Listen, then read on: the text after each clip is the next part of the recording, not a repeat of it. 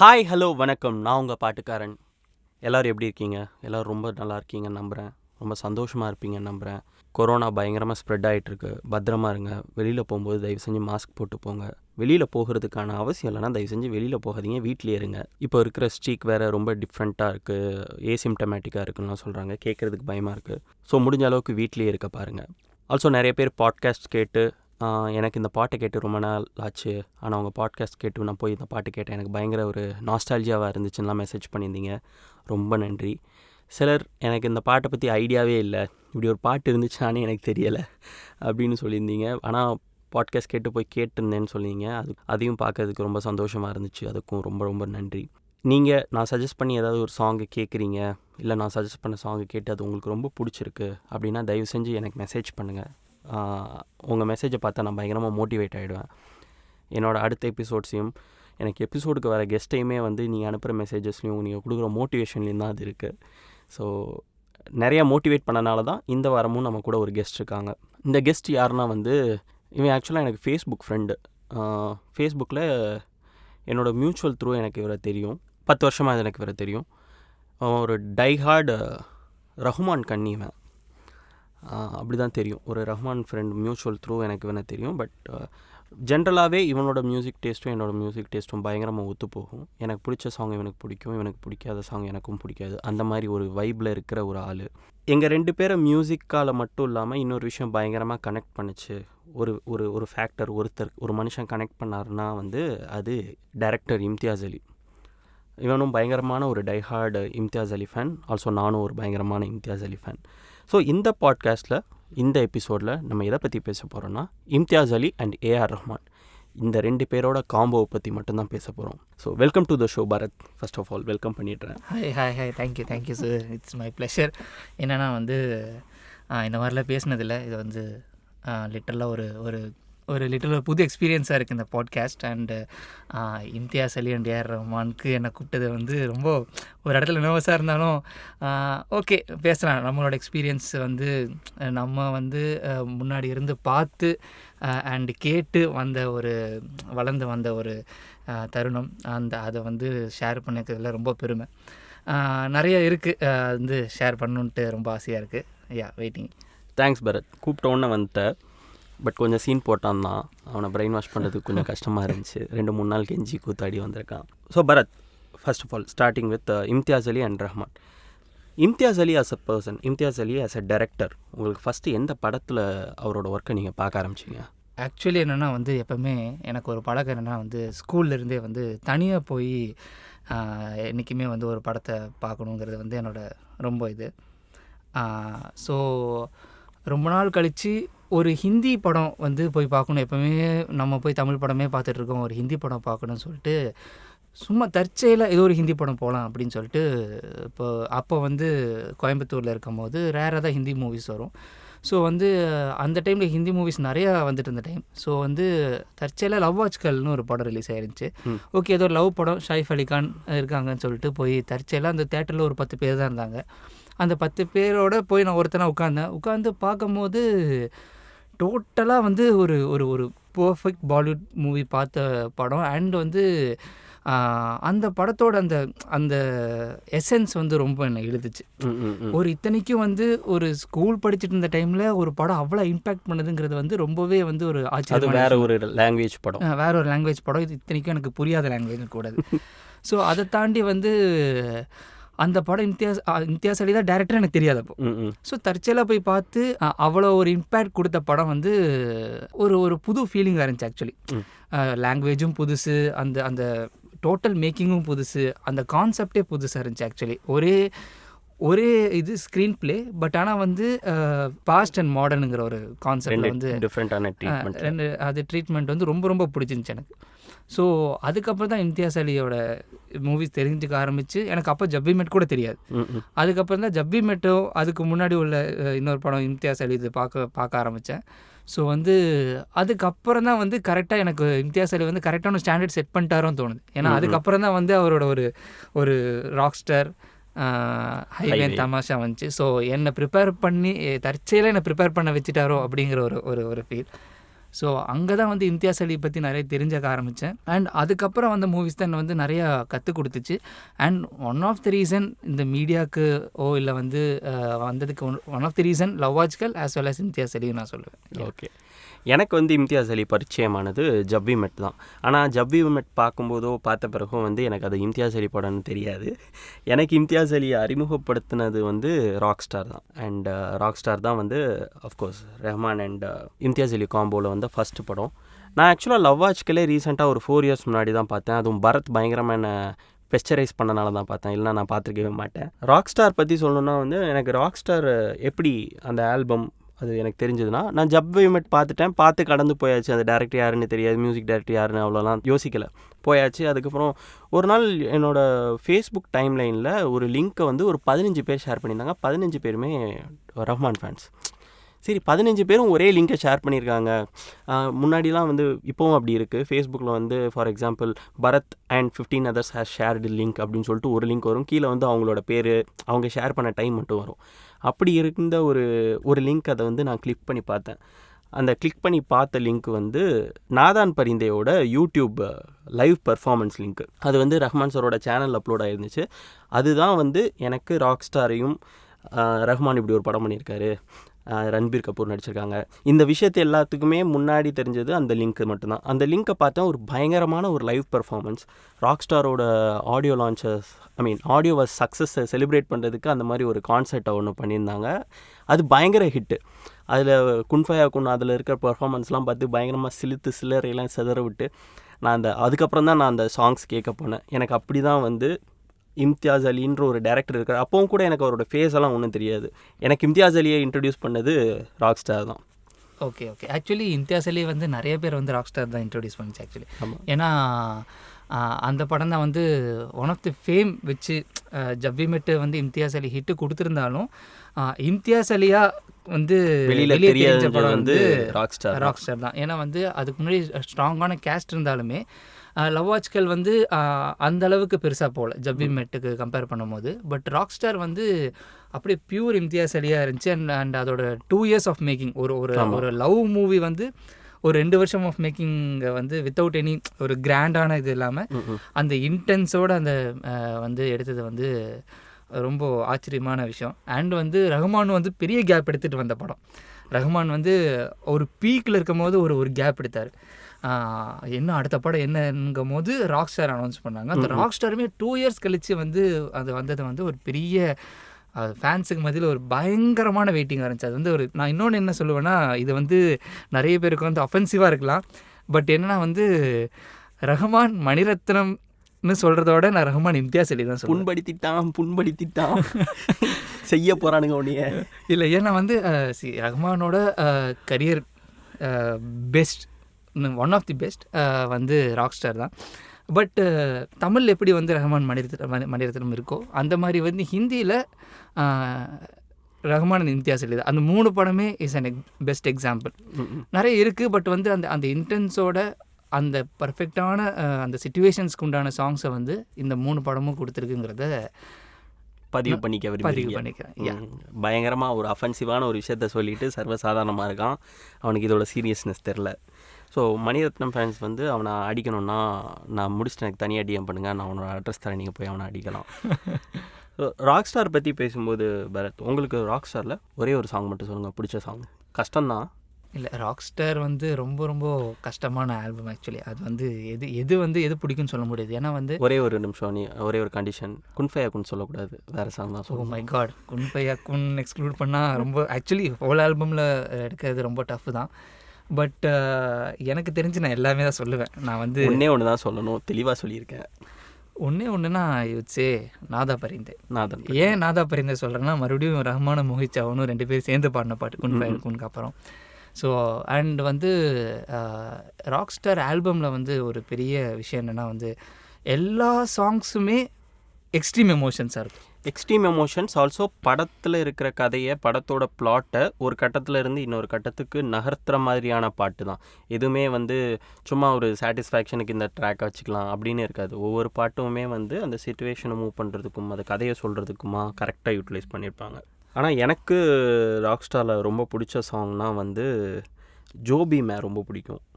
அதுக்கான ரீசன் என்னென்னா, ஜோபி மே பாட்டு கேட்டுட்டு படம் பார்த்த பிறகு நானும் ஒரு கிட்டாரை வாங்கி சுற்றிட்டுருக்கேன். இப்போ வரைக்கும் அந்த கிட்டார் அப்படியே தான் இருக்குது. நான் வாசிக்கவும் கற்றுக்கலாம், ஒன்றும் பண்ணல. ஆனால் ஜோபி மே பார்க்கும்போதெல்லாம் நம்மளும் வாசிக்கணும்ல அப்படின்லாம் இருக்கும்.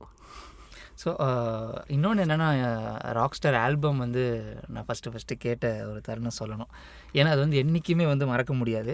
2 வருஷம் வந்து வெயிட் பண்ணிட்டு இருந்திருக்கோம் ஒரு அப்டேட்டு. அப்போ தான் வந்து அந்த ஃபேஸ்புக் கொஞ்சம் பூம் ஆகிட்டு இருந்த டைமு. நிறைய பேர் ஃபேஸ்புக்கில் இல்லை. பட் அந்த டைமில் எனக்கு நல்ல ஞாபகம் இருக்குது. ராக்ஸ்டாரோட அசிஸ்டன்ட் டைரக்டர்ஸ்லாம் சேர்ந்து ஒரு ஃபேஸ்புக் பேஜ் வச்சுருந்தாங்க, டீம் ராக்ஸ்டார்னு சொல்லிட்டு. அதில் வந்து பார்த்திங்கன்னா அப்போ இருந்த விஜிஏ கேமராவை வச்சு ஃபோட்டோ எடுத்து அப்லோட் பண்ணுவானுங்க. நாங்கள் இன்றைக்கி அங்கே ஷூட் பண்ணோம், இங்கே ஷூட் பண்ணோன்னு வேறு எந்த அப்டேட்டுமே இருக்காது அந்த படத்தை பற்றி. அந்த படமுமே வந்து டிப்பிக்கலான ஒரு பாலிவுட் ஸ்டுடியோவிலேருந்து வர்ற படம் மாதிரி இல்லாமல் அதோட அப்டேட்டை வந்து எதுவுமே அவங்க வந்து பயங்கர பில்டப்பாகவே பண்ணது கிடையாது. Release date announcement, first look announcement எல்லாத்தையுமே ரொம்ப சட்டிலாக ரொம்ப சிம்பிளாக தான் பண்ணாங்க. சாரி, உங்களை பிரேக் பண்ணிட்டேன். நீங்கள் இல்லை என்னென்னா வந்து அதே தான் நீங்கள் சொன்ன மாதிரி அந்த டீம் ராக்ஸ்டார்லேருந்து மட்டும்தான் அப்டேட் வரும். அதுவும் வந்து ஃபேன்ஸ் எல்லாம் வந்து 10 இது கேட்டு இப்போ வலிமை அப்டேட் மாதிரி இப்போ கேட்டு அட்லீஸ்ட் ஒன்று கொடுப்பாங்க அவங்க. ஆமாம். ஸோ அந்த மாதிரி நிறைய கேட்டு சில கிளிம்ஸ் எல்லாம் கூட கொடுத்தாங்க. ரொம்ப என்னென்னா வந்து சட்டாஹக்கோட கிளிம்ஸு வந்து கொடுத்தாங்க. அண்டு பிரிசே ஒடிச்சாலோட சின்ன கிளிம்ஸ் மாதிரிலாம் அவங்களே ஷேர் பண்ணாங்க. ஸோ அந்த ஒரு இதை வச்சு தான் அந்த 2 வருஷமும் லிட்டரலாக ஓட்டிகிட்டு இருந்தோம். அண்டு கிட்ட வர ஆல்பம் இப்போ வரப்போகுது அப்படின்னோடனே லைக் 30th செப்டம்பர் நினைக்கிறேன்.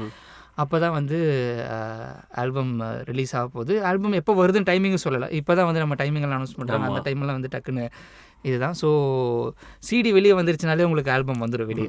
ஸோ அது என்னென்னா வந்து காலேஜ்லேருந்து வெளியே வந்துட்டு இருக்கும்போது பஸ்ஸில் வந்துட்டு இருக்கும்போது திடீர்னு பார்த்தா சைட்டில் ராக்ஸ்டார் ஆல்பம் வந்துருச்சு. டவுன்லோட் பண்ணுறேன். அப்போது நெட் ஸ்பீடெல்லாம் பெருசாக இல்லை. ஸோ டவுன்லோட் ஆகிட்டே இருக்குது. வெளியே வந்து என்ன நடக்குதுன்னு தெரில. வந்து கடைசியில் ராக்ஸ்டார் ஆல்பம் டவுன்லோட் ஆகிடுச்சு. டவுன்லோட் ஆகி சாங்ஸ் கேட்க ஆரம்பித்த உடனே டோட்டலாக மறந்துட்டேன். எங்கே இறங்கணுமோ அங்கே இறங்கவே இல்லை. கடைசியில் போய் பஸ்ஸு வந்து லாஸ்ட் ஸ்டாப்பில் நிற்கும் போது தான் வந்து ரியலைஸ் பண்ணுறேன், நான் ராக்ஸ்டார் ஆல்பம் கேட்டு ஸ்டாப்பை மிஸ் பண்ணிட்டேன். இத்தனைக்கும் லாஸ்ட்டு இது வரைக்கும் போயாச்சு.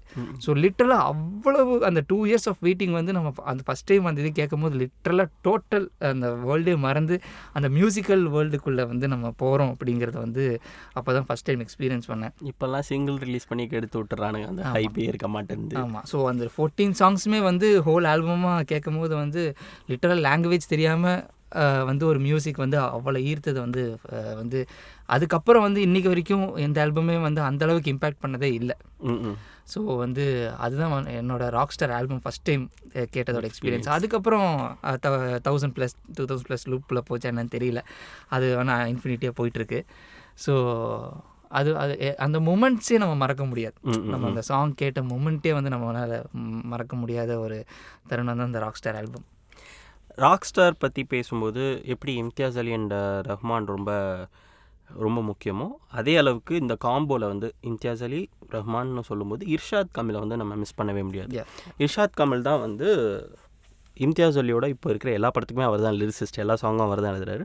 எஸ்பெஷலி இந்த 3 ஆல்பமில் இருக்கிற சாங்ஸாக இருக்கட்டும், ஜென்ரலாகவே அவர் இப்போது இம்தியாஸ் பிரீத்தம் கூட பண்ணும்போதாக இருக்கட்டும், ஜப் வி மெட் சஜல், லவாஜ்கல், இப்போ வந்து லவாஜ்கல் எல்லாத்துலேயுமே வந்து லிரிக்கு வந்து சும்மா இந்த 3 நிமிஷம் சாங்கில் ஏதாவது கதையை சொல்லணும், இந்த 3 நிமிஷத்தை மட்டும் ஃபில் பண்ணணும்னு இல்லாமல் படத்தோட கதையை கன்வே பண்ணுறதுல he's a master Irshad Kamil. So Irshad கமிலோட கான்ட்ரிபியூஷன் வந்து ரொம்ப பெருசு ராக்ஸ்டாரில் எஸ்பெஷலி. ஏன்னா ராக்ஸ்டாரில் ஜார்டன் வந்து ஹீஸ் அ மியூசிஷியன்.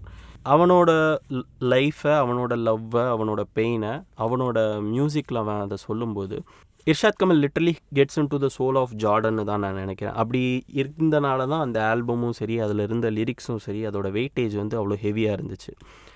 அப்படி அது வந்து கண்டிப்பாக. ஏன்னா வந்து இம்தியாஸ் அலி மூவிஸில் எப்பவுமே பார்த்தீங்கன்னா வந்து அந்த சாங்ஸ் வர இடத்துலையும் அந்த டைலாக் பேசும். ஏன்னா வந்து அந்த சாங்ஸ் வந்து பிரேக்காக இருக்காது, அந்த லிரிக்ஸுமே பிரேக்காக இருக்காது. அந்த இப்போ ஒரு இடத்துல வந்து சாங் ஆரம்பிக்குதுன்னா அந்த சீனோட கனெக்ஷன் தான் அந்த சாங். ஸோ அந்த சீனோட அந்த சாங் அப்படியே அந்த கேரக்டர் பாடி அப்படியே மறுபடியும் அடுத்த சீனுக்கு போகிற மாதிரி உள்ள ஒரு இதுதான். ஸோ அது அப்படி உண்டான ஒரு ஸ்க்ரீன் பிளேக்கு வந்து லிரிக்ஸ் வந்து ரொம்ப இம்பார்ட்டண்ட்டான ஒரு ரோல் ப்ளே பண்ணி ஆகணும். ஸோ அந்த இடத்துல வந்து இர்ஷாத் கமில் வந்து பின்னி பெடல் எடுத்திருப்பார். ஏன்னா வந்து அப்படியே ஒரு பீக்கு போகும் அந்த சாங் வரும்போது ஒரு லிரிக்ஸு, மறுபடியும் சீனுக்குள்ளே போகும்போது ஒரு வேறு ட்ரான்ஸுக்கு போயிட்டு வந்து ஒரு ஃபீல் கண்டிப்பாக இருக்கும். எப்படி இர்ஷாத் கமில் ராக் ஸ்டார் ஆல்பம் முக்கியமோ அதே அளவுக்கு இன்னொரு ஆள் ரொம்ப முக்கியமான ஆள்னா வந்து அது மோஹித் சௌஹான். எனக்கு அதோட பிக்கும் ரொம்ப பிடிச்சிருந்துச்சு. ஏன்னா இந்த படத்தில் இருக்கிற ஹீரோ பாடுற, ஹீரோ எமோட் பண்ணுற எல்லா சாங்ஸுமே மோஹித் சௌஹான் வாய்ஸில் தான் இருக்கும். அவர் தான் பாடியிருப்பார். எனக்கு தெரிஞ்சு அதுக்கு முன்னாடி அப்படி ஒரு ஆல்பம் இருந்துச்சுன்னா வந்து காசின்னு சொல்லிட்டு ஒரு தமிழ் படம், இளையராஜா மியூசிக்கில் விக்ரம் நடித்த படம். அந்த படத்தில் வந்து அந்த மாதிரி ஒரு ட்ரீட் பண்ணியிருப்பாங்க. அதில் வந்து விக்ரம் வந்து பாட்டு பாடுறவராக இருப்பார். ஸோ அவர் பாடுற எல்லா சாங்குமே வந்து ஹரிஹரன் பாடியிருப்பார். அந்த காலத்தில் எல்லாரும் அதாவது பழைய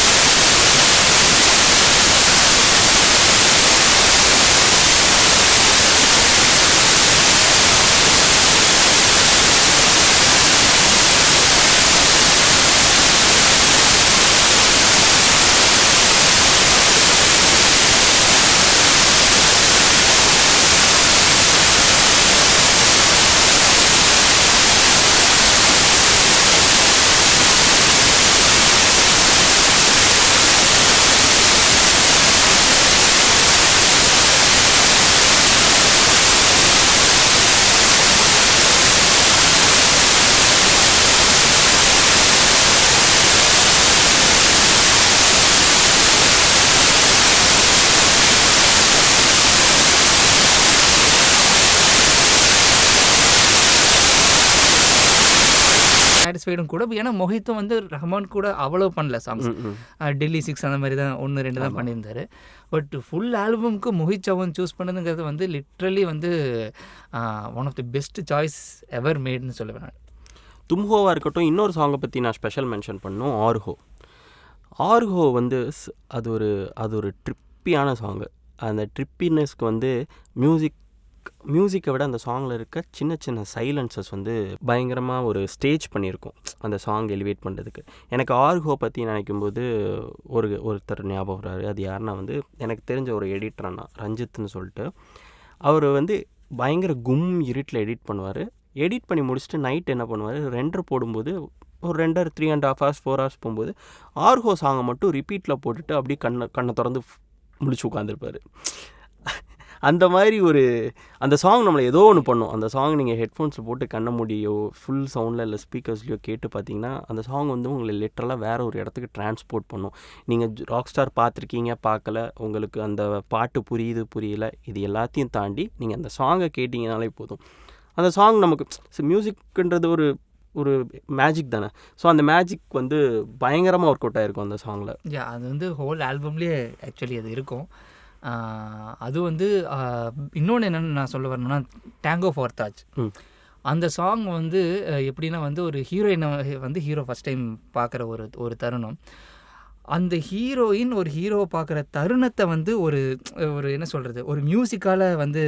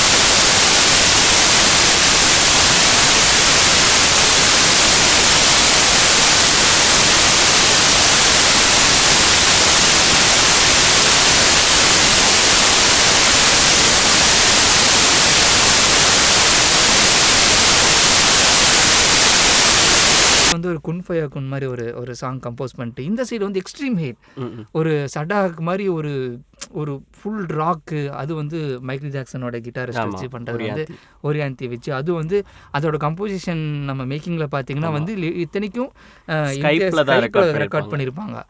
அந்த அளவுக்கு ஒரு எக்ஸ்ட்ரீம் எமோஷன்ஸ் எப்படி தான் அவர் கொண்டு வந்தாரோ, அந்த டைமில் அவர் எந்த மைண்ட் செட்டில் இருந்தாரோ இல்லை எந்த மைண்ட் செட்டுக்கு அவர் மாறினாரோ அப்படிங்கிறத நான் இல்லை. அது வந்து முக்கியமாக இன்னொரு விஷயம், அது வந்து ஒரு டைரக்டரோட கையிலையும் இருக்குது. என்ன தான் இப்போது இம்தியாஸ் அலியாக இருக்கட்டும், மணிரத்னமாக இருக்கட்டும், செல்வராகவனாக இருக்கட்டும், கௌதம் மேனன், இவங்கள்லாம் பெஸ்ட் சாங்ஸை வந்து அவங்களுக்கு பெஸ்ட் சாங்ஸ் எப்படி அமையுது. ஃபார் எக்ஸாம்பிள் இப்போ மணி வந்து ராஜா சார் கூடயும் ஒர்க் பண்ணியிருக்காரு, ரஹ்மான் கூடயும் ஒர்க் பண்ணியிருக்காரு. இம்தியாஸ் வந்து பிரீத்தம் கூடயும் ஒர்க் பண்ணியிருக்காரு, ரஹ்மான் கூடயும் ஒர்க் பண்ணியிருக்காரு. செல்வா, யுவன் ஹாரிஸ், அனிருத், அப்புறம் இவங்க கூடலாம் ஒர்க் பண்ணியிருக்காரு. அண்ட் ஜிவி கூட ஒர்க் பண்ணியிருக்காரு. அதே மாதிரி கௌதம் மேனன் வந்து ஹாரிஸ் கூட ஒர்க் பண்ணியிருக்காரு, ரஹ்மான், ராஜா, கார்த்திக், எல்லாருக்கூடையும் ஒர்க் பண்ணுறாங்க. பட் அவங்களோட சாங்ஸ் எல்லாம் எப்போ ஸ்பெஷல் ஆகுது, எப்படி ஸ்பெஷல் ஆகுதுன்னு பார்த்தோன்னா, the way they narrate the story to the composer. ஒரு கம்போசர்கிட்ட போய் எனக்கு இது ஒரு லவ் சாங் வேணும், இல்லை இது ஒரு பிரேக்கப் சாங் வேணும்னா நீங்கள் ஒன்றுமே பண்ணி இன்ஸ்பயர் பண்ணுறதுக்கு.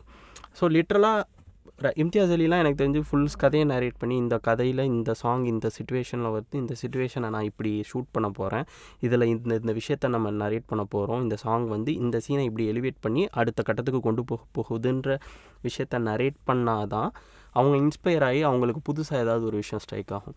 ஐ திங்க் இம்தியாஸ் அலி, கௌதம், செல்வா, மணி, இவங்க எல்லாருக்கும் அது தெரியுது. They know it better and they do it better. அதனால தான் வந்து அவங்களுக்கு அமைகிற சாங்ஸ்லாம் ஸ்பெஷலாக இருக்குதுன்னு நினைக்கிறேன். யா கண்டிப்பாக அவங்களோட இதுவும் இருக்குது. அதை தாண்டி வந்து அவங்க எமோஷனில் வந்து அந்த இடத்துல அந்த மியூசிக் கொண்டு வரணும் இல்லையா. ஸோ நான் வந்து ரஹ்மான் கிட்ட ஏன் அந்த கேள்வி கேட்குறேங்கிறது, அவ்வளோ காமான பர்சன் வந்து எப்படி அந்த எக்ஸ்ட்ரீம் அந்த டேரக்டர் சொன்னாலுமே அவங்க வந்து அந்த எக்ஸ்ட்ரீம் எமோஷனை ஃபுல்லாக சாட்டிஸ்ஃபை பண்ணுறதுங்கிறது இருக்குது இல்லையா. ஸோ அது வந்து ரஹ்மான் கிட்ட அந்த கேள்வி தான் நான் ஆக்சுவலி கேட்கணும். அந்த ஹோல் ஆல்பமே எப்படி கம்போஸ் பண்ணிங்கன்னு கேட்கணும். ஏன்னா ஆக்சுவலி ஒவ்வொரு சாங்குமே கேட்கணும். ஏன்னா 2 வருஷம் வந்து அவர் ரெஸ்ட்டில் இருந்தார். அந்த ரெஸ்ட்டில் இருக்க டைம்லேயும் கம்போஸ் பண்ணார் இந்த சாங்ஸை. ஸோ வந்து ஒவ்வொரு ஃபேஸில் அவர் கம்போஸ் பண்ணியிருப்பார். ஸோ அது டோட்டலாக அந்த எக்ஸ்பீரியன்ஸ் அவர்கிட்ட கேட்கணும். ஸோ இதுதான் ஹைவேங்கிற ராக் ஸ்டாரோட எக்ஸ்பீரியன்ஸ். ஆனால் இன்னொரு விஷயம் சொல்லணும், ராக் ஸ்டாரில் எனக்கு இன்னொரு சாங் ஆல்பமில் அதை ஃபிக்ஸ் பண்ணது ரொம்ப சர்ப்ரைஸ்னால் வந்து ஷஹருமே.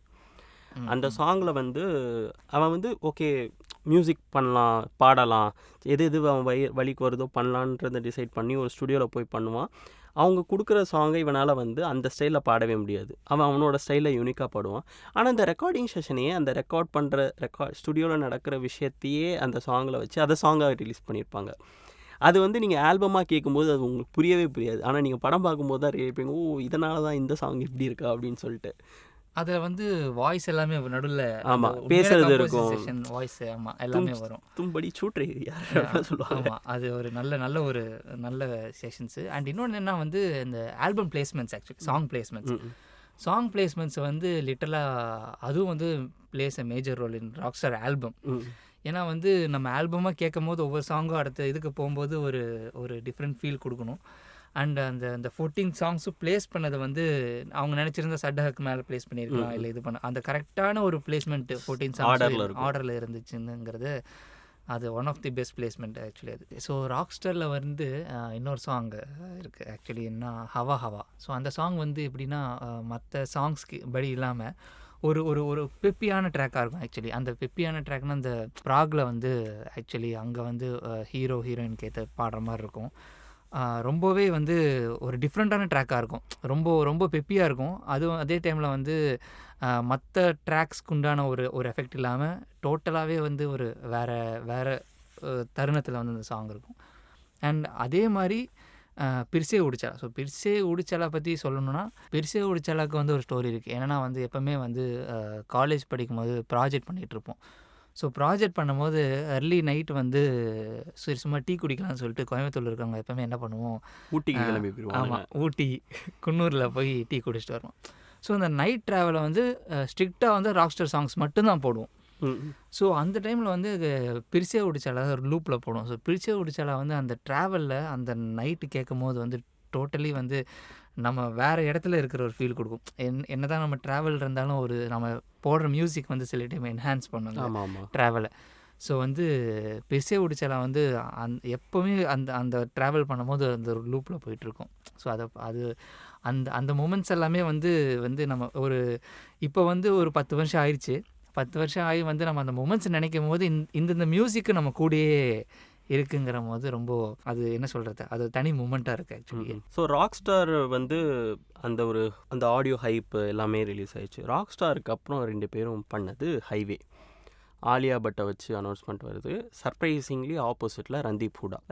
வேற பெரிய மேஜர் கேஸ்ட் அண்ட் க்ரூ இல்லை. அந்த படத்தை பற்றியும் சொல்லும்போது ஹைவேல ஃபஸ்ட்டு எந்த படம் தானே ரிலீஸ் ஆச்சு? பட்டாக்கா குட்டி தான் ரிலீஸ் ஆச்சு. பட்டாக்கா குட்டி அப்புறம் மாஹிவே. ஆமாம். ஸோ பட்டாக்கா குட்டி வந்து ஜோதி நூரான் பாடியிருப்பாங்க. ஒரு ஹை வால்டேஜான சாங்கு. அவங்க வாய்ஸ் அடிச்சுக்கிறதுக்கு வேறு யாருமே இல்லை. ஸோ அது வந்து ஹைவே ஆல்பம் வந்து லிட்டரலாக totally contrast to rock star album. ஏன்னா வந்து நம்ம ராக் ஸ்டார் கேட்டுட்டு அந்த அளவுக்கு மறுபடியும் ஒரு ஆல்பம் கொடுக்க போகிறாங்க அப்படிங்கும் போது அனௌன்ஸ்மெண்ட்டே வந்து ஆலியா பட் ரந்தீப் ஹூடாங்கிற ஒரு டிஃப்ரெண்ட் ஸ்டைலில் ஒரு இது வந்துச்சு. ஓகே ரஹ்மான்ங்கும் போது ஓகே அது ஒரு எக்ஸ்பெக்டேஷன் இருந்துச்சு. பட் என்னென்னா டோட்டலான ஒரு செட்டிலான ஆல்பம். பட் இது வந்து ராக் ஸ்டார் மாதிரிலாம் வெயிட் பண்ண வைக்கல. இது வந்து கொஞ்சம் சீக்கிரம் டக்குனே வந்துருச்சு. அண்ட் ஏன்னா வந்து அந்த மூவியும் கொஞ்சம் பேஸ்ட் ஆன் ட்ராவல் அப்படிங்கும் போது கொஞ்சம் சீக்கிரமே வந்துருச்சு. அண்ட் ஃபஸ்ட்டு சாங் வந்து பட்டாக்கா குடி வந்ததில் வந்து சிங்கர்ஸுமே வந்து லிட்டரலாக இந்த ஆல்பமில் வந்து இன்ட்ரோடியூஸும் இல்லை, அந்த சூஸ் பண்ணது எல்லாமே வந்து கொஞ்சம் புதுசாக இருக்கும். கொஞ்சம் ஆஃப் பீட்டான சிங்கர். ஆமாம். ஜோதி நூரான் வந்து அந்த பாட்டு பாடுவாங்கன்னு யாருமே எதிர்பார்க்கல. ஜோதி நூரான் வந்து மோஸ்ட்லி அவங்க முன்னாடி பாடியிருக்காங்க. பட் இதில் தான் வந்து கொஞ்சம் எல்லாருக்குமே தெரிய வந்துச்சு. அண்ட் அதுக்கப்புறம் மாஹிவே as usual AR Rahman. And இன்றைக்கி வரைக்கும் வந்து என்னோட வந்து ஸ்டேட்டஸோ இல்லை வந்து காலர் டியூனோ இல்லை ரிங்டோனோ வந்து மாஹிவே தான். ஏன்னா மாஹிவேஸ் வந்து totally out of the world song. And அது உள்ளே போக நம்ம பேசலாம். அண்ட் அந்த ஹைவே ஆல்பம் வந்து அந்த வானம் மேஷப்பு வந்து டோட்டலி அதுவும் டிஃப்ரெண்ட் கான்ட்ராஸ்டாக இருக்கும். இம்ப்ளோசிவ் சைலன்ஸ் பற்றி சொல்லும்போது ஒரு சைலன்ஸ்க்கு ஒரு மியூசிக் போட முடியுமா? இது எனக்கு எப்படின்னா இம்தியாஸ் அலி இது எப்படி நீ வந்து ரஹ்மான் கிட்ட கேட்டு இந்த மியூசிக் வாங்கியிருப்பாருங்கிறது எனக்கு ரொம்ப ஆச்சரியமாக இருக்குது. ஸோ வந்து ஒரு பீஜமாக இருந்திருந்தாலுமே அந்த இம்ப்ளோசிவ் சைலன்ஸ் வந்து எப்படி ஒரு வந்து நரேட் பண்ணியிருப்பார். இந்த இடத்துல இந்த சைலன்ஸ்க்கு ஒரு மியூசிக் போடுங்கன்னு சொன்னாரா எப்படின்னு தெரியல. பட் ஆனால் வந்து அந்த இம்ப்ளோசிவ் சைலன்ஸ்க்கு ஒரு மியூசிக் இருக்குது. அந்த ஆக்சுவலி அந்த மியூசிக்கே சைலன்ஸாக இருக்கும். அந்த மியூசிக் போட்டு ஹெட்ஃபோன்ஸில் போட்டு கேட்டிங்க அப்படின்னா லிட்டரலாக ஒரு தனி ஒரு ட்ரான்ஸில் இருக்கும். அந்த அப்படியே ஒரு மிதக்கிற மாதிரி ஒரு ஃபீல் இருக்கும். ஸோ சைலன்ஸ்லேயே ஒரு மிதக்கிற மாதிரி ஒரு ஃபீல் அது. அதெல்லாம் வந்து லிட்ரலி அது இம்தியாஸ் தான் ரஹ்மான் கிட்டேருந்து வாங்க முடியும்னு தோணுது. மாஹிவே பற்றி சொல்லணுன்னா எனக்கு மாஹிவே சாங் பிடிக்கும். ஆல்பம் கேட்டாச்சு, படம் பார்த்தாச்சு, முடிஞ்சாச்சு. பட் ஒன் ஹார்ட் வந்த பிறகு எனக்கு ஒன் ஹார்ட்டில் இருக்கிற மாஹிவே வெர்ஷன் வந்து நான் இப்போவும் தனியாக அதை MP3 ரிப் பண்ணி வச்சுருக்கேன். வேறு லெவலில் இருக்கும். ஆல்சோ அந்த விஷுவல் சூப்பராக எடிட் பண்ணியிருப்பாங்க. ஒன் ஹார்ட் வந்து எனக்கு தெரிஞ்சு தேட்டரில் நான் எக்ஸ்பீரியன்ஸ் பண்ணல. நெட்ஃப்ளிக்ஸில் இருக்குது. One heart is on Netflix. So எப்போ டைம் கிடைக்குதோ பாருங்கள். பயங்கரமாக நாஸ்டாலஜியாக இருக்கும். நீங்கள் ஒரு ரஹ்மான் கன்னியாக இருந்தீங்கன்னா நீங்கள் அதை கொண்டாடி தீர்த்துருவீங்க. அப்படி ஒரு கான்டென்ட் அது. ஸோ மாஹிவேயோட வீடியோ வந்து ஒன் ஹார்ட் வெர்ஷனில் சூப்பராக ப்ளேஸ் பண்ணியிருப்பாங்க. சூப்பராக அந்த ஃபுட்டேஜ்லாம் இதுக்கு மேலே இதை அழகாக பண்ணும். எனக்கு இப்போது மாஹிவேயோட விஷுவல் கேட்டிங்கன்னா எனக்கு படத்தில் இருக்க விஷுவல் நான் மறந்துட்டேன். எனக்கு வந்து ஒன் ஹார்ட்டில் இருக்கிற விஷுவல் தான் இருக்குது. ஸோ அந்த அளவுக்கு ஒரு பயங்கர இம்பேக்ட்ஃபுல்லான விஷுவல் இருக்குது அந்த மாஹிவே ஒன் ஹார்ட் வெர்ஷனில். இல்லை, ஒன் ஹார்ட் வெர்ஷன் வந்து அது ஸ்பெஷல் தான். நான் தேட்டரில் பார்க்கும்போது லிட்டரலாக அதான் கண்ணில் தண்ணி மூமெண்ட்டு தான் ஃபுல்லாக. அது வந்து கண்ணில் தண்ணி வந்துட்டே இருந்துச்சு. நல்ல சுற்றி இருக்கவங்க கிட்ட தெரியல. ஸோ அதனால் வந்து அந்த மாஹிவே நாதா பரிந்தே அதெல்லாமே வந்து பயங்கரமான மூமெண்ட்ஸ் ஒன் ஹார்ட்டில். பட் வந்து ஹைவே வந்து ஒரு சோல்ஃபுல்லாக இருக்கும் அந்த ஆல்பம். அந்த ஆல்பமே வந்து பட்டாக்கா குட்டி ஆகட்டும், இல்லைன்னா மாஹிவே அண்ட் ரஹ்மான் வெர்ஷனோட பட்டாக்கா குட்டி. அண்ட் இன்னொன்று என்னென்னா ரஹ்மான் வந்து படத்தில் ஃபியூச்சர் ஆகி அது ஆலியா பட் கூடலாம் வந்து ஃபியூச்சர் ஆகிறது வந்து ரொம்ப ரொம்ப சர்ப்ரைசிங்காக இருக்கும். அந்த டைம் வேறு ஃபேஸ்புக்கில் எல்லா வீடியோஸையும் ரிலீஸ் பண்ணிட்டு இருந்த டைமு. ஒரு நாள் ரிலீஸ் டேட் அனௌன்ஸ் பண்ணிட்டானுங்க, வீடியோ வரவே இல்லை. பார்த்தா ஃபேஸ்புக்கில் ஃபுல் சாங் ரிலீஸ் பண்ணியிருந்தானுங்க. ஆமாம், அந்த மியூசிக் வீடியோவை. ஸோ லிட்டில் நிறைய சர்ப்ரைஸ் இருந்துச்சு அந்த ஆல்பமில். பட் எனக்கு அந்த ஆல்பமில் ரொம்ப பயங்கர சர்ப்ரைஸ்னால் சுஹாசா தான். ஏன்னா சுஹாசா பார்த்திங்கன்னா ஆலியா பட் பாடின ஒரு சாங்கு. அந்த சாங்கை நான் ட்ராக் லிஸ்ட் பார்த்துட்டு எதுக்கு இவளெல்லாம் பாட வைக்கிறாங்க, அதுவும் ராக் ஸ்டார் மாதிரி ஒரு ஆல்பம்க்கு அடுத்து இந்த காம்போ வருது, எனக்கு சிங்கர்ஸில் என்ன ரொம்ப டிசப்பாயிண்ட் பண்ணது இவளை எதுக்கு பாட வச்சுருக்காங்க அப்படின்னு தான் இருந்துச்சு. பட் அந்த பாட்டு கேட்டு ஓகே அவள் வாய்ஸ் கரெக்டாக இருக்குது. அவள் கூட வந்து ஜெப்னு சொல்லிட்டு ஒரு பாகிஸ்தானி சிங்கர் பாடியிருந்தாங்க. அவங்க பாடினதுக்கெலாம் அப்போ பிரச்சனை பண்ணிகிட்டு இருந்தானுங்க வடக்கன்ஸ். பட் அவங்க அந்த வாய்ஸ் வந்து அவ்வளோ ப்ளீஸிங்காக இருக்கும். ரொம்ப ஒரு தாலாட்டு தான் அது. அந்த பாட்டே ஒரு தாலாட்டு தான். ரொம்ப ஆப்டாக ப்ளேஸ் பண்ணியிருப்பாங்க. ரொம்ப மினிமல் இன்ஸ்ட்ருமெண்டேஷனில் கேட்குறதுக்கே ரொம்ப இதமாக இருக்கும்.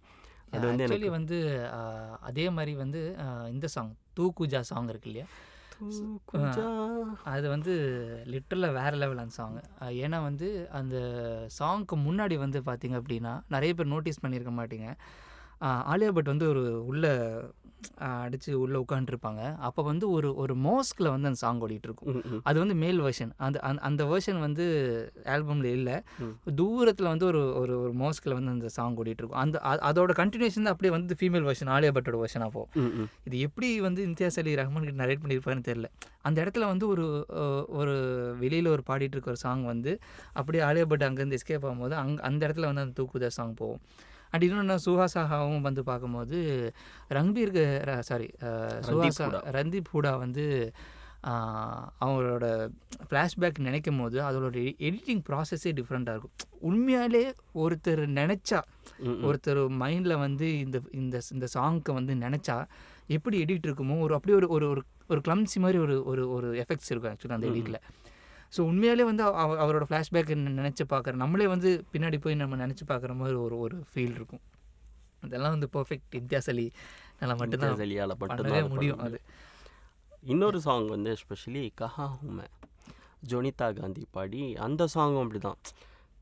எ song that questions your self. அந்த சாங் ரொம்ப ரொம்ப ஸ்லோவான ஒரு சாங், ரொம்ப சிம்பிளாக இருக்கும். ஆனால் நீங்கள் கேட்கும்போது உங்களுக்கு மொழி புரிஞ்சுது, உங்களுக்கு ஹிந்தி தெரியும் அப்படின்னா நீங்கள் அதை கேட்கும்போது you will start to question your self. நம்ம என்ன பண்ணிகிட்ருக்கோம், எங்கே இருக்கோம், ஏன் இதை பண்ணுறோம், இந்த மாதிரியான இருக்கும். பட் ஒரே ஒரு விஷயத்த மட்டும் நான் இந்த இடத்துல சொல்ல விரும்புகிறேன். இசைக்கு வந்து மொழி கிடையவே கிடையாது. நான் ஹிந்தி மட்டும் இல்லை, தெலுங்கு கேட்பேன், மலையாளம் கேட்பேன், கன்னடா கேட்பேன். பட் ஒரு மியூசிக் உங்களை மூவ் பண்ணுதுன்னு வைங்களேன், அதை ஒரு மொழி தெரியாமல் ஒரு சாங் உங்களை மூவ் பண்ணுதுங்கிறது வந்து ரொம்ப பயங்கரமான ஒரு மேஜிக்கலான விஷயம். அதை நீங்கள் ஃபீல் பண்ணிட்டீங்கன்னு வைங்களேன், அது ஒரு போதை லிட்ரலாக. நீங்கள் வந்து அந்த மேஜிக் ஒரு தடவை நடந்துச்சுன்னா லிட்ரலாக நீங்கள் உங்களையே புஷ் பண்ணிப்பீங்க. வேறு எந்த லாங்குவேஜ் சாங்ஸ் நம்ம கேட்கலாம் அப்படி கேட்டு அந்த லாங்குவேஜ் சாங் உங்களை மூவ் பண்ணும்போது அது இன்னும் ஒரு பயங்கரமான எக்ஸ்பீரியன்ஸாக இருக்கும். அது இல்லை நம்ம வந்து இந்நேரம் வந்து லாங்குவேஜ் பேஸ் பண்ணி தான் நம்ம சாங்ஸ் கேட்போம், இல்லை இந்த மியூசிக்கோ இல்லை இந்த ஸ்டேஜ் சாங்ஸ் மட்டும்தான் கேட்போன்னா இந்நேரம் நம்ம இந்த பாட்காஸ்ட்டே வச்சுருக்க மாட்டோம் சொல்ல போனால். ஸோ வந்து அதுதான் வந்து music connects everything despite language and all other things. So Highway ஆல்பமுக்கு வரும்போது இன்னொன்றுனா வந்து வான மேஷப்னு ஒரு சாங் இருந்துச்சு. அந்த சாங் கேட்கும்போது என்னடா இது இந்த எல்லா ஹோல் ஆல்பம்க்கே வந்து ஒரு ஷூட் ஆகாத மாதிரி ஒரு சாங் இருக்கே, என்னது ஃபிட்டே ஆகாது அந்த ஆல்பமோட சாங்ஸில், டோட்டலாக டிஃப்ரெண்ட்டாக இருக்குது, ஏதோ ஒரு சும்மா இருந்த சாங் எடுத்து உள்ளே வச்சுட்டாங்களோ அப்படிங்கிற மாதிரி ஒரு ஃபீல் இருந்துச்சு. பட் வந்து மூவியோட பார்க்கும்போது அந்த இடத்துல வந்து ஆலியா பட்டோட ஒரு குழந்தைத்தனத்தை வந்து ஒரு இன்னோசென்ஸை வந்து இந்த சாங்கில் ஒரு டிஃப்ரெண்ட்டான அப்ரோச்சாக இருந்துச்சு இந்த சாங். ஸோ அதுவே வந்து ரொம்ப நல்லா இருந்துச்சு ஹைவேல.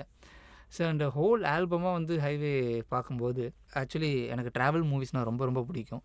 ஸோ அதில் வந்து இந்த ட்ராவல்லே வந்து நம்ம அப்படியே சாங்ஸோடையும் சரி அந்த விஷுவல்ஸும் சாங்ஸு அந்த ஒரு எமோஷன்ஸையும் வந்து இந்த ஊர்லேருந்து அந்த டெல்லியிலேருந்து அப்படியே காஷ்மீருக்கு கொண்டு போன ஒரு ஃபீல் பர்ஃபெக்டாக நம்மளும் அந்த ட்ராவல் பண்ண ஃபீல் வந்து அந்த ஆல்பமும் சேர்ந்து கொடுத்துச்சுங்கிறது தான் விஷயம். ஆல்சோ எனக்கு ஹைவே பார்த்ததுக்கு ஒரு தனி கதை இருக்குது. நானும் அருண் பரத்னு சொல்லிட்டு நான் ஆல்ரெடி மென்ஷன் பண்ணியிருக்கேன், பயங்கரமான ஒரு ரஹ்மான் கண்ணி.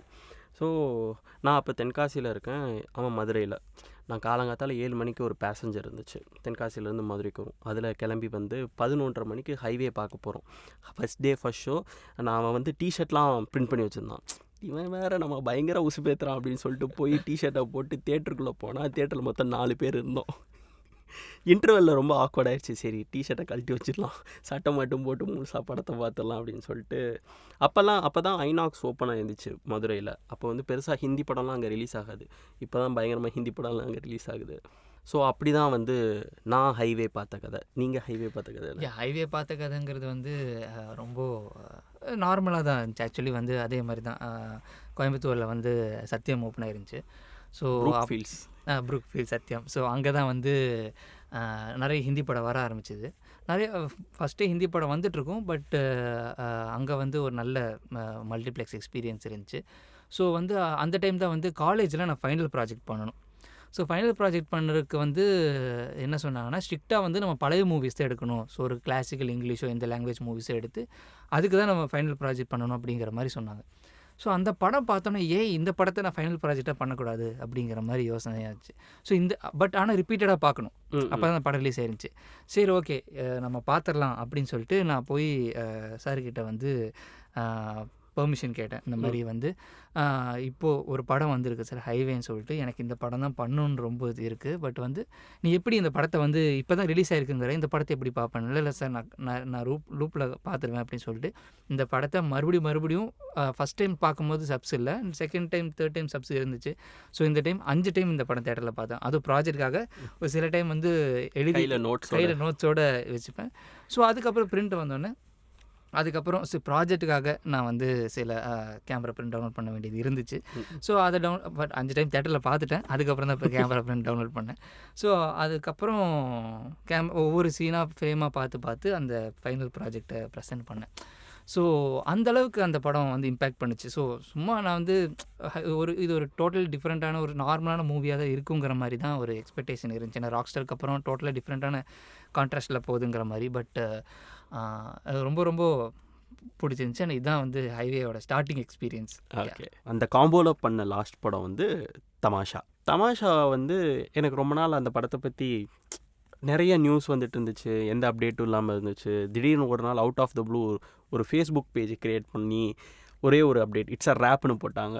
இம்தியாஸ் அலியும் தீபிகா படுகோன்னு இருக்கிற ஒரு ஃபோட்டோ. அதுதான் வந்து அந்த படத்தோட ஃபர்ஸ்ட் அப்டேட். அதுக்கப்புறம் எனக்கு தெரிஞ்ச அந்த அப்டேட் வந்து ஒரு 2 monthsல ஃபர்ஸ்ட் சிங்கிள் ரிலீஸ் பண்ணிட்டாங்க. ஆமாம், ஆக்சுவலி ஃபஸ்ட்டு ரிலீஸ் பண்ணிட்டாங்க. அண்ட் என்னென்னா, தமாஷா வந்து வரும்போது அகெயின் லவ் ஆல்பம். அண்ட் என்னென்னா வந்து அந்த ரன்பீரும் தீபிகாவும் உள்ள காம்போ அதுக்கு முன்னாடி அது ஒரு செம்ம ஹைப் இருந்துச்சு. ரன்பீரும் தீபிகாவும் வந்து இம்தியாஸ் அலி இதில் ஒரு நடிக்கிறாங்கிறது வந்து ரொம்பவே ஹைப்பாக இருந்துச்சு. ஏன்னா இம்தியாஸ் வந்து ரன்பீர் கூட அதுக்கு முன்னாடி ராக் ஸ்டாரும், தீபிகா கூட அதுக்கு முன்னாடி வந்து லவ் ஆஜ்கலும் பண்ணியிருந்தார்.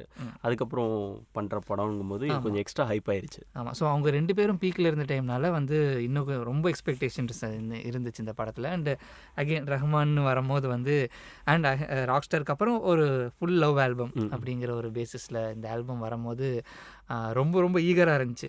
ஸோ ஃபஸ்ட்டு சாங் வந்து சிங்கிள் வந்து மட்டர் கஸ்தி வந்துச்சு. வந்து ஒரு சோல்ஃபுல்லான இது இருக்கணும், பட் பெப்பியான ஒரு ரொம்ப ஆக்சுவலாக மட்டர் கஸ்தி கேட்டுட்டு படம் ரொம்ப கலர்ஃபுல்லான படம் ரொம்ப ஃபீல் குட்டாக லைட் ஹார்ட்டடான படம் அப்படின்னு நினச்சிட்டேன். இல்லை, நான் மட்டர் கஸ்தி கேட்டோன்னே மறுபடியும் ஓல்டு ஃபார்முலாவுக்கு வந்து வராங்களோ, எல்லா ஹிந்தி சாங்க்கும் ஒரு அவுட் ஆஃப் பிரேக் ஒரு சாங் மாதிரி இருக்குங்கிற மாதிரி ஒரு பேசிஸ்லாம் வந்து பண்ணுறாங்களோ அப்படிங்கிற மாதிரி இருந்துச்சு. ஏன்னா ரன்பீர் கபூரும் தீபிகா படுகோன் நடிக்கும்போது சிலது விட்டு கொடுக்கணும் அப்படிங்கிற பேசிஸில் பண்ணிட்டாங்களோ அப்படிங்கிற மாதிரி இருந்துச்சு. பட் டோட்டலாக வந்து ஒரு அந்த இடத்துல அந்த கேரக்டருக்கு, ரன்பீர் கபூர் உள்ள அந்த கேரக்டருக்கு அந்த சாங் வந்து கரெக்டாக ஷூட் ஆச்சு. ஸோ மட்டர் கஸ்தி சிங்கிள் வந்து அது டோட்டலாக லூப்பில் போய்கிட்டே இருந்துச்சு. தென் அதுக்கப்புறம் வந்து comes up with other songs. இந்த ஆல்பம் வந்து எப்படின்னா உடனே கிராப் பண்ணுற மாதிரி ஒரு ஆல்பமாக இல்லை. இது வந்து நம்ம ஃபீல் பண்ணி நம்ம கேட்டோன்னா வந்து இது வந்து வேறு லெவல் ஆல்பமாக இருக்கும். லிட்டரலாக நம்மளை தாக்குறதுக்கு கொஞ்சம் டைம் ஆச்சு. லிட்டரலாக அப்படி பார்த்தீங்கன்னா எனக்கு தமாஷா ஆல்பமே கொஞ்சம் டைம் எடுத்துச்சு தான் பிடிக்கிறதுக்கு. மட்டர் கஸ்டியை தவிர மற்ற எதுவுமே வந்து எனக்கு டக்குன்னு கேட்டு வாவ் அப்படின்னு எனக்கு தோணல. படம் பார்த்த பிறகு அதுக்கப்புறம் திரும்ப ஆல்பம் லூப்பில் கேட்கும்போது தான் வந்து எனக்கு மற்ற சாங்ஸ் வந்து ரொம்ப நெருக்கமாயிருச்சு. அப்படி பயங்கர நெருக்கமான ஒரு பாட்டு தான் வந்து தும் சாத் ஹோ வந்து லிட்ரலாக ஒரு புரோக்கன் ஹார்ட்டுக்கான ஒரு தாலாட்டு. அது பிரேக்கப் டைம்லலாம் வந்து அந்த பாட்டை கேட்டு பயங்கரமாக ஃபீல் பண்ணியிருக்கேன். அது வந்து அந்த விஷுவலோட பார்க்கும்போது நல்லா இருந்துச்சு. பட் எல்லாருமே ரொம்ப ஹிட்டான ஆல்பம்லேயே ஹிட்டான சாங் அதுதான். பட் எனக்கு வந்து கம்பேரிட்டிவ்லி அந்த சாங்கோட மற்ற சாங் வந்து ஒரு நல்ல எக்ஸ்பெரிமெண்டலான ஒரு ஓவர் கம்மாக இருந்துச்சோன்னு தோணுது. எக்ஸ்பெரிமெண்டல் லவ் ஆல்பம்னு சொல்லலாம். ஏன்னா வந்து இது நார்மலான ஒரு லவ் சாங்ஸ் மாதிரி இருக்காது. பட் அந்த விஷுவல்ஸ் பார்த்ததுக்கப்புறம் இன்னும் கொஞ்சம் நல்லாவே இருக்கும் இந்த ஆல்பம். அகர் தும் சாத் ஹோ ஓட வந்து எனக்கு வந்து ரொம்ப பிடிச்சது வந்து வத் வத் சாங்கு. ம். அது வந்து நான் அரிஜித் சிங்கோட ஃபேன் ஆக்சுவலி. ஆமாம் அதுக்கப்புறம் வந்து ஒரு 2 ஆல்பம் வந்து அரிஜித் சிங்கே இல்லை. ஆமாம் அது வந்து திடீர்னு Arijit Singh Rahman combo track list வந்தோடனே ரொம்ப எக்ஸைட் ஆகிட்டேன். அண்ட் மோஹித் சௌஹான் இருக்காப்புல, அரிஜித் சிங்கும் அஜித் சிங்கும் இருக்காரு. இருக்காப்புல. ஸோ வந்து ரொம்ப எக்ஸ்பெக்டேஷனோடு இருந்தேன் அந்த பாட்டு. பட் ஃபஸ்ட் டைம் கேட்கும்போது என்னடா அது கொஞ்சம் டிஃப்ரெண்ட்டாக இருக்குது, ஒரு அவுட் ஆஃப் சாங் மாதிரி இருக்குது அப்படிங்கிற மாதிரி இருந்துச்சு. அண்ட் அதில் வந்து அந்த வத்து வத் சாங்லேயே வந்து நடுவில் வந்து ஒரு ரன்பீர் கபூருக்கு ஒரு தாட் மாதிரி ஆமா. ஒரு ஒரு அந்த லைன்ஸ்லாம் வேறு லெவலில் இருந்துச்சு. அந்த விஷுவலோட அது நம்ம பார்க்கும்போது தான் அந்த போர்ஷன்ஸ் எல்லாமே தெரியும். அண்ட் லக்கி அலி வந்து சஃபர்நாமா வந்து லிட்டரலாக பயங்கர ரொம்ப சர்ப்ரைஸ். ரொம்ப நாள் கழிச்சு அவர் பாடின பாட்டு சஃபர்நாமா வந்து அதுவும் பெர்ஃபெக்ட் ட்ராவல் சாங்னு சொன்னால் அதையும் சொல்லலாம். அது ஏன்னா வேற வந்து சஃபர்நாமா வந்து out of the world song தான் ஆக்சுவலி. ஏன்னா அந்த சுச்சுவேஷனில் வந்து ஒரு ஒரு ஒரு ஒரு லைட் கொடுக்குற மாதிரி ஒரு சாங் அது. அந்த சுச்சுவேஷனில் அது லக்கி அலி வந்து டக்குன்னு லக்கி அலின்னொன்னே வந்து ரொம்ப ஆச்சரியமாக இருந்துச்சு. ஏன்னா ரொம்ப முன்னாடி ஆமா. முன்னாடி பாடினது ரொம்ப நாளுக்கு ரொம்ப வருஷத்துக்கு அப்புறம் வந்து பாடுறாருன்னு நினைக்கிறேன். ஸோ அந்த சாங் வந்து literally special song to me. அதை தொடர்ந்து வந்து ஹீருத்தோ படி சேடு. படி சரி எனக்கு தெரிஞ்சு ஒரு சோகப்பாட்டை அவ்வளோ ஃபன்னாக அவ்வளோ ஃபங்கியாக அவ்வளோ பெப்பியாக பண்ணது அந்த சாங் தான் நினைக்கிறேன். ஆமாம், ஒரு லிரிக்ஸ் எல்லாமே வந்து ரொம்ப சோகமான லிரிக்ஸாக இருக்கும். பட் ஆனால் வந்து சிச்சுவேஷனுமே சோகமான லிரிக்ஸாக தான் இருக்கும். பட் சாங் மட்டும் ஹை எனர்ஜியாக இருக்கும். ஸோ வந்து அந்த விஷுவலாக காமிக்கிறதே வந்து ஒரு டிஃப்ரெண்ட்டான அப்ரோச்சாக இருந்துச்சு. ஏன்னா இவங்க 2 பேரும் இங்கே ஒரு சேடில் இருப்பாங்க. பட் அந்த சேடை வந்து அங்கே வந்து ஒரு பெப்பியான தீபிகா படுகோன் மட்டும்தான் அந்த சாங் விஷுவலில் இருப்பாங்க. ஆமாம். ஸோ அந்த இது ரொம்ப நல்லா இருந்துச்சு. அண்ட் அதை தொடர்ந்து வந்து கிளைமேக்ஸ் சாங், அது வந்து தூ கோய் ஆர் ஹை. அந்த அப்ரோச்சே வந்து டோட்டலாக வேறு அப்ரோச். அந்த சாங் தான் அந்த ஹோல் மூவியே வந்து சேஞ்ச் கேரி பண்ணுற பண்ணும். ஒரு மூமெண்ட்டாக இருக்கும். அதுவும் வந்து ரஹ்மானோட வாய்ஸில். அதுவும் அது சொல்லும்போது ரஹ்மான் வந்து எப்பவுமே ஒரு ரிவர்ப் யூஸ் பண்ணுவார் அந்த சாங்கில். அந்த ஒரு கோல்ட் ரிவர்ப் இருந்துக்கிட்டே இருக்கும். அந்த கோல்ட் ரிவர்ப் இந்த சாங்கில் வந்து ஃபுல்லாக ட்ராவல் ஆகும். அது அப்படியே ஆர்கெஸ்ட்ரேஷன்லாம் பயங்கரமாக இருக்கும். அது ஃபஸ்ட்டு ஸ்டார்டிங்கில் வந்து எப்பவுமே ஒரு ஸ்லோவாக ஒரு மெல்ல அப்படியே வாய்ஸில் ஆரம்பிக்கும். அது ஆக்சுவலி விஷுவலாகவும் அப்படியே மெல்ல ஸ்டார்ட் ஆகும். அப்புறம் அப்படியே அந்த ஒரு ஸ்டேஜ் பிளேக்கு போகும்போது அப்படியே இங்கேயும் அந்த ஆர்கெஸ்ட்ரேஷன் இன்ஸ்ட்ருமெண்ட் எல்லாம் அப்படியே கொஞ்சம் இன்க்ரீஸ் ஆகும். ஸோ அந்த சாங்கோட கம்போசிஷனே லிட்டரலாக சூப்பராக இருக்கும், யூனிக்காக இருக்கும், சூப்பராக இருக்கும். அந்த லென்த்து கொஞ்சம் ஜாஸ்தி அந்த சாங் ஆக்சுவலி. ஸோ அந்த சாங் வந்து one of the best from the album. Actually தமாஷாவுக்கு வந்து மூவி வைஸாகவும் சரி சாங் வைஸாகவும் சரி நிறையா மிக்ஸ்டு தான் இருந்துச்சு. பட் அந்த விஷுவலோட அந்த சாங்ஸ் கேட்கும் போது அது டோட்டலாக பயங்கர அப்பீலிங்காக இருக்கும் அந்த டோட்டல் ஆல்பமே. பட் இந்த ஹோல் 3 ஆல்பம்ஸ் நம்ம வந்து எடுத்தோம் இந்த ஹேட்ரிக்னா, பட் பர்ஃபெக்டான ஹேட்ரிக்கான ஆல்பமாக தான் நான் சொல்லுவேன். ஏன்னா இம்தியாஸ் ரஹ்மான் காம்போவில் வந்து வெயிட் பண்ணி ரொம்ப எக்ஸ்பெக்ட் பண்ண ஆல்பம்ஸ். அண்ட் அதுக்கும் மேலே அந்த விஷுவலும் அந்த ஆல்பமும் கொடுத்துச்சுங்கிறது தான் பயங்கர சாட்டிஸ்ஃபைங்காக இருந்துச்சு ஒரு ஃபேன் அவங்களுக்கு. Hat-trick satisfaction. நான் ஆக்சுவலாக தமாஷா தேட்டரில் மிஸ் பண்ணிட்டேன். அதுக்கப்புறம் டிவிடியில் தான் பார்த்தேன். தமாஷாவும் சரி ராக் ஸ்டாரும் நான் தேட்டரில் மிஸ் பண்ணிட்டேன். ஸோ தேட்டரில் மிஸ் பண்ணனால இப்போ டிவிடியில் பார்த்து அதுக்கப்புறம் இப்போ நெட்ஃப்ளிக்ஸில் அப்பப்போ இந்த சீன் மட்டும் பார்க்கணும் அப்படின்னு சொல்லிட்டு பார்க்குறது தான் தமாஷா.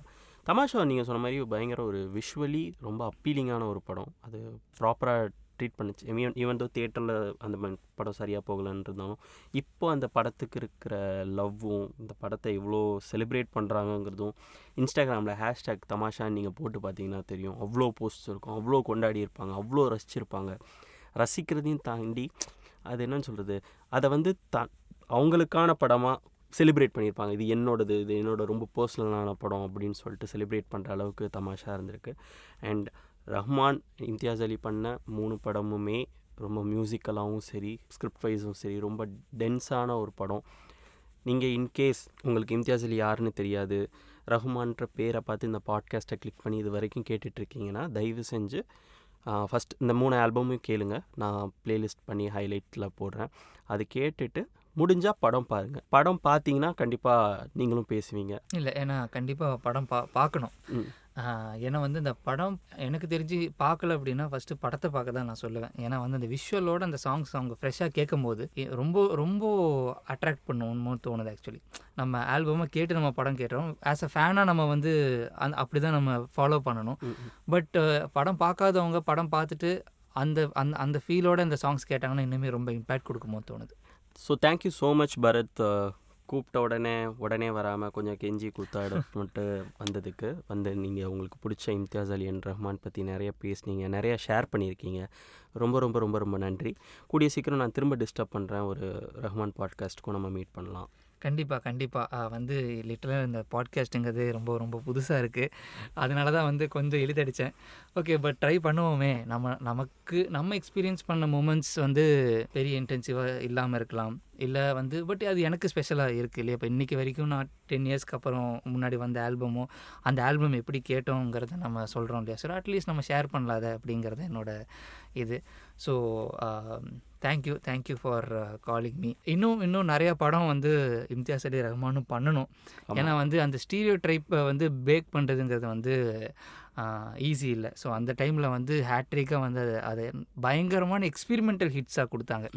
ஸோ அந்த மாதிரி எக்ஸ்பெரிமெண்டல் ஹிட்ஸ் வந்து இன்னும் நிறையா ஹாரி மெட் சேஜல் அனௌன்ஸ்மெண்ட் வரும்போது எல்லாரும் ரஹ்மான் தான் பண்ணுவார் அப்படின்னு நினச்சிட்டு இருக்கும்போது டடான் அப்படின்னு பிரீத்தம் ஃபிக்ஸ் பண்ணாரு. ஆக்சுவலி அண்ட் அப்வியஸ்லி லவ் ஆஜ்கல் 2 பிரீத்தம் தான் பண்ணி ஆகணும். இனி வர இதில் வந்து அவளோட எதிர்பார்க்குறேன் அட்லீஸ்ட் ஒரு படமாச்சு இம்தியாஸ் அலி ரஹ்மான் காம்போ வராதான்ட்டு. ஏன்னா கரெக்டான டைமில் அமைஞ்சுது அந்த சாங்ஸு. அண்டு மேபி ரஹ்மானுக்கும் வந்து கரெக்டான ஒரு ரெஸ்ட்டுக்கு அப்புறம் ஒரு பெஸ்ட் ஆல்பம் கொடுக்கலான்னு சொல்லிட்டு ஒரு எக்ஸ்பெரிமெண்டலான பெஸ்ட் ஆல்பம் எவர் கொடுத்துருக்காரு. ஸோ பார்ப்போம், வெயிட் பண்ணி பார்ப்போம். Okay, thank you so much guys. இவ்வளோ நேரம் பொறுமையாக இந்த பாட்காஸ்ட்டை கேட்டுட்ருக்கீங்கன்னா ரொம்ப ரொம்ப ரொம்ப ரொம்ப நன்றி. சொன்னாப்லேயே இந்த ஆல்பம்ஸ் கேளுங்க, படம் பாருங்கள், முடிஞ்சதுன்னா படம் பார்த்துட்டு பிடிச்சிருந்துச்சுன்னா மெசேஜ் பண்ணுங்கள், பாட்டு கேட்டு பிடிச்சிருந்துச்சுனாலும் மெசேஜ் பண்ணுங்கள். கூடிய சீக்கிரம் இன்னொரு பாட்காஸ்ட்டில் நான் உங்களை சந்திக்கிறேன். அது வரைக்கும் உங்களிடமிருந்து விடைபெறுவது உங்கள் பாட்டுக்காரன்.